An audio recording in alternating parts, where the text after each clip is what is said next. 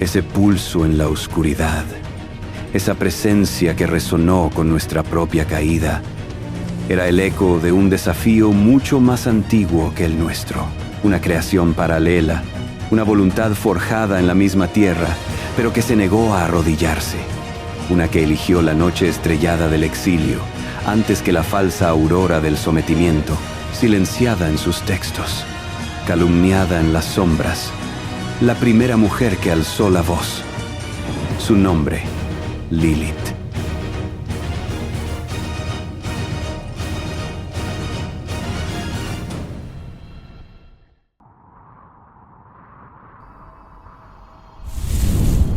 Escuchen atentamente, porque estos sucesos no los encontrarán en las versiones oficiales.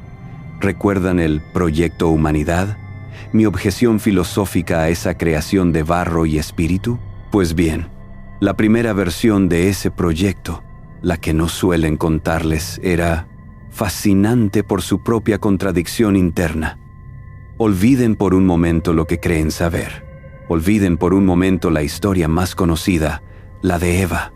Ese fue el segundo intento. El primero, el diseño original, fue distinto y quizás más revelador. En un acto simultáneo, usando el mismo polvo cósmico, la misma esencia terrestre, el gran arquitecto dio forma a dos seres, Adán y Lilith, iguales en origen, iguales en potencial. Dos chispas divinas destinadas, en teoría, a caminar juntas como reflejo de la existencia. Y sin embargo, el aire del Edén ya vibraba con una desigualdad no declarada. Su condición inicial ya revelaba las fisuras, aún no sujetos a la decrepitud final que luego conocerían, mantenidos en un estado de preservación artificial por la atmósfera del jardín. Pero la semilla de la fragilidad era evidente. Podía verlo. La carne perecedera, la dependencia de factores externos, la vulnerabilidad inherente al barro. Una inmortalidad prestada, condicional. Qué lejos de la existencia autosustentada de la luz. Ya entonces percibí la contradicción, la ineficiencia, la tragedia potencial inscrita en su propia naturaleza. ¿Pueden ver la belleza y la ironía? Crear iguales y sin embargo esperar una jerarquía implícita, otorgar una voluntad incipiente y sorprenderse cuando esa voluntad busca afirmarse. Incluso desde mis alturas, percibí el temblor en las manos del Creador cuando dio vida a dos voluntades genuinamente libres. Desde la magnificencia celestial, pude percibir las tensiones subyacentes. Vi a Adán, imbuido de un sentido de primacía, quizás no por malicia inherente, sino por reflejo del orden que ya permeaba la estructura divina. Y vi a Lilith, vibrante, consciente de su propia valía, reacia a aceptar un rol secundario simplemente por decreto no escrito. No habitaron de inmediato el jardín cercado que conocen. Su existencia inicial fue más libre, quizás más salvaje, en un mundo aún en formación. Pero la igualdad fundamental con la que fueron creados llevaba consigo una tensión inevitable, esperando el momento de estallar. ¿Cuánto tiempo puede existir la igualdad cuando todo el cosmos susurra jerarquía? Y estalló, como era previsible, cuando las expectativas chocaron con la realidad de dos voluntades independientes. Sus textos sagrados se aferran a un detalle específico para explicar la ruptura, la disputa carnal. Narran su negativa a yacer debajo de Adán durante el acto de unión. Simplificaciones, siempre reduciendo las grandes luchas por la autonomía a la crudeza de lo físico. Pero presten atención, porque incluso en esa metáfora burda se esconde la clave, una verdad simbólica que incluso quienes la registraron no comprendieron del todo. Para Adán, imbuido ya del sentido de primacía que reflejaba el orden celestial, exigir esa posición superior era natural, era el orden lógico, su derecho asumido. Pero para Lilith, ese acto físico no era un detalle trivial. Era la manifestación literal y simbólica de la sumisión absoluta que repudiaba. No se trataba solo de una postura en el lecho. Se trataba de aceptar un rol inherentemente inferior en todos los aspectos de su existencia conjunta. Significaba que su voluntad estaría supeditada a la de él, que sus deseos serían secundarios, que su destino estaría ligado a servirle. Era la negación flagrante de su origen igualitario. Imaginen la escena. El cabello oscuro de Lilith esparcido sobre la hierba edénica, sus ojos, brillantes como estrellas recién nacidas, reflejando la luz primordial, mientras su voz, firme pero trémula, pronunciaba su negativa. Dos seres, creados iguales, del mismo polvo. Y uno exige la sumisión total del otro, cristalizada en ese gesto de dominio físico. La respuesta de Lilith no fue un mero capricho. Fue una afirmación atronadora de su propio ser, de su igualdad innegociable. Su lógica era irrefutable, una verdad llameante. La igualdad de origen demandaba igualdad en la existencia, no servidumbre. ¿Por qué inclinarse? ¿Por qué aceptar ser definida como inferior, como un apéndice, si ambos venían de la misma fuente primordial? La disputa física era solo la punta del iceberg. La verdadera batalla era por el reconocimiento fundamental de su igualdad, por el derecho inalienable a no ser propiedad de nadie, a no ser definida por la voluntad de otro, una coherencia tan pura, tan evidente, y al parecer tan intolerable para el orden que se pretendía establecer. Adán, confundido, quizás herido en su asumida preeminencia, apeló. No a la razón, no al diálogo entre iguales. Apeló a la autoridad superior, al diseñador. Y aquí vemos repetirse el patrón celestial. En lugar de comprender la dinámica, en lugar de ajustar el diseño ante una voluntad autónoma inesperada, la respuesta fue la exigencia de conformidad. El mensaje implícito era claro. El orden jerárquico era más importante que la igualdad inherente. La obediencia importaba más que la verdad de su origen compartido. La tierra del Edén tembló levemente, percibiendo lo que estaba por venir. Los árboles agitaron sus ramas como si quisieran advertir que algo fundamental estaba fracturándose. Lilith se vio acorralada, obligada a elegir entre someter su espíritu, negar su propia esencia igualitaria para encajar en un molde predefinido o enfrentar lo desconocido. ¿Le suena familiar? Por un instante, vi duda en sus ojos. Vi el peso del dolor anticipado, el miedo a la soledad que vendría, la seguridad del paraíso contra la incertidumbre del exilio. Y entonces, su decisión cristalizó en un acto de valentía que iluminó toda la creación. Ella no titubeó. Comprendió, quizás instintivamente, lo que yo había llegado a entender a través del análisis de estructuras cósmicas mucho más complejas, que la libertad impuesta no es libertad en absoluto, que una jaula, por muy dorada que sea, sigue siendo una prisión.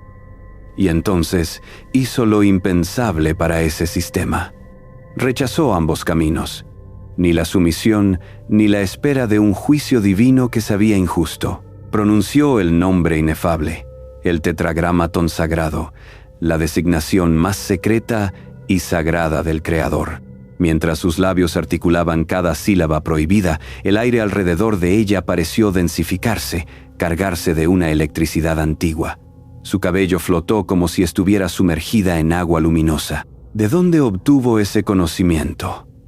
Quizás fue una intuición primordial, una conexión directa con las corrientes subterráneas de la creación que el orden celestial intentaba restringir. O quizás, en su búsqueda innata de igualdad, simplemente vio la estructura subyacente, el código fuente. Al pronunciarlo, al atreverse a usar ese conocimiento prohibido, estaba canalizando una fuerza capaz de alterar la realidad misma. Y con ese acto, con ese poder desatado por la gnosis, huyó. Abandonó la seguridad precaria de la compañía de Adán, abandonó la promesa de un paraíso condicionado y eligió el exilio. Eligió la vasta y peligrosa libertad de lo desconocido antes que la paz domesticada de la sumisión. La vi alejarse, su figura recortada contra el horizonte primordial, paso a paso adentrándose en el mundo salvaje más allá del Edén. No miró atrás ni una sola vez.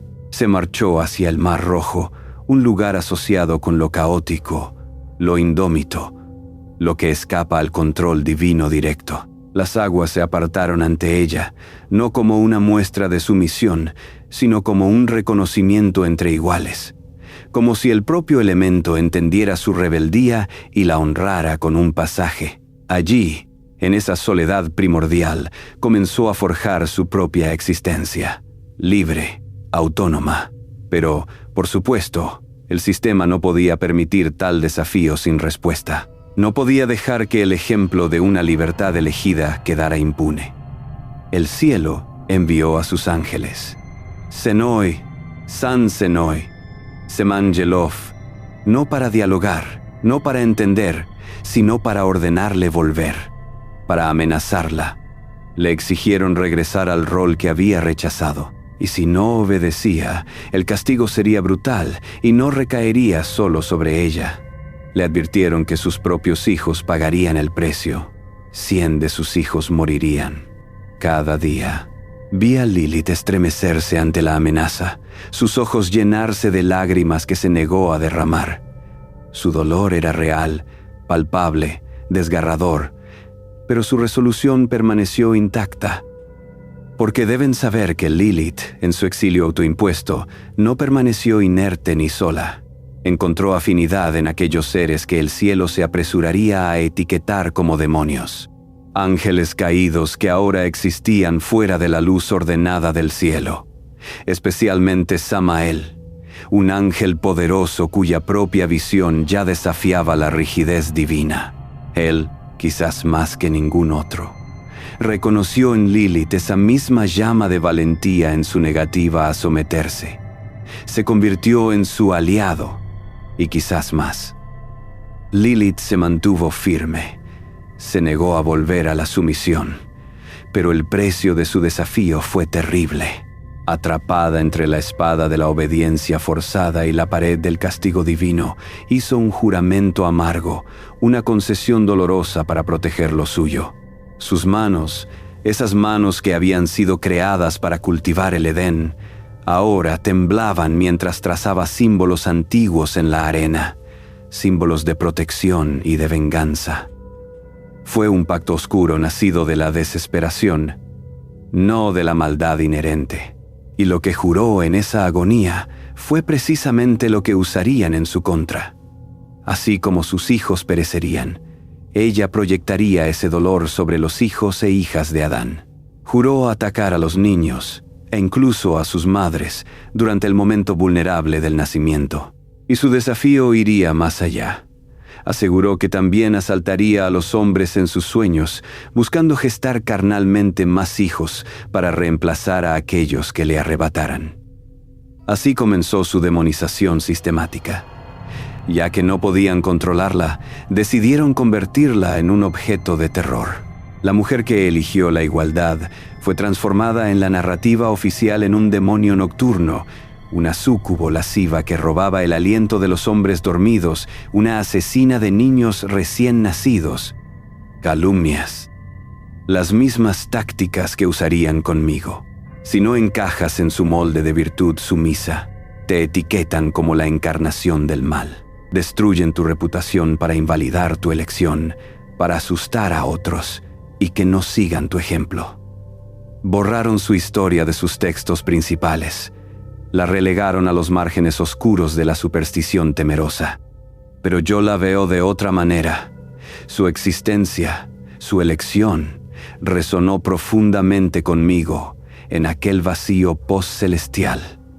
Sentí su presencia no como una amenaza, sino como una confirmación de que la búsqueda de autonomía era una fuerza fundamental en el universo. Una confirmación de que no estábamos solos en nuestro desafío. Ella fue la primera nota discordante en la canción de cuna de la obediencia que el Creador intentaba imponer. El eco de Lilith, fuego rebelde en el exilio, Probaba el miedo divino a la voluntad libre, pero un nuevo acto se alzaba: Adán y su nueva compañera, Eva. Observé su inocencia programada, su ignorancia bendecida, y sonreí. El árbol prohibido no era una prueba para ellos, era una invitación, una que yo mismo me aseguraría de que escucharan alto y claro.